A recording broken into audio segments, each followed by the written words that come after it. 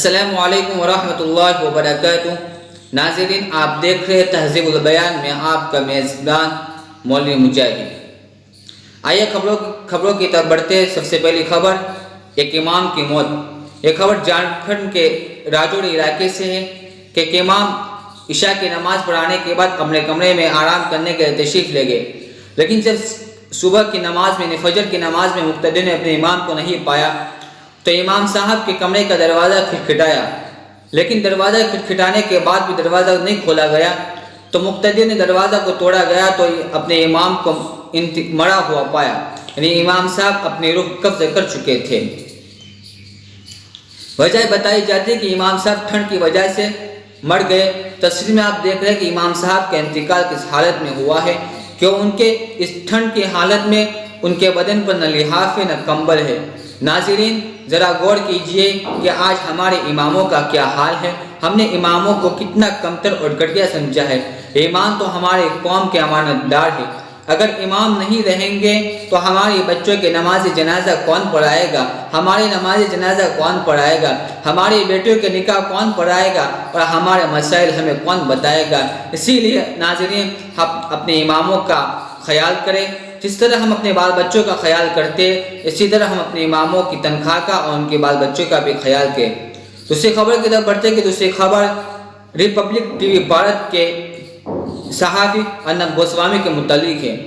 آپ جانتے ہیں کہ ریپبلک ٹی وی بھارت کے صحافی ارنب گوسوامی ہر وقت اسلام اور مسلمانوں کی دشمنی میں اپنے زبان کو ہلاتے رہتے ہیں۔ آخرکار اللہ تعالیٰ کا عذاب آ ہی گیا۔ آپ نے دیکھا ہوگا کہ ٹی آر پی گھوٹالے معاملے میں ممبئی پولیس نے ان کو گرفتار کیا تھا اور ان کو ضمانت پر چھوڑ دیا گیا، لیکن ابھی بھی ٹی آر پی کی کارروائی شروع ہے۔ اور اسی درمیان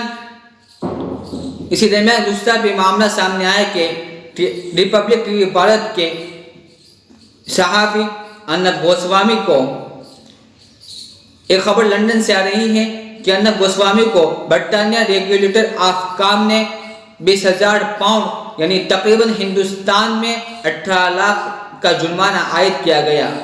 وجہ بتائی جاتی ہے کہ 6 ستمبر 2019 کو پشتہ ہے بھارت میں صحافی ارنب گوسوامی نے بیان دیا تھا کہ ہندوستان سائنسدان پیدا کرتا ہے اور پاکستان دہشت گرد پیدا کرتا ہے۔ انہوں نے اپنے بیان میں یہاں تک کہا کہ پاکستان کا ہر بچہ دہشت گرد پیدا ہوتا ہے۔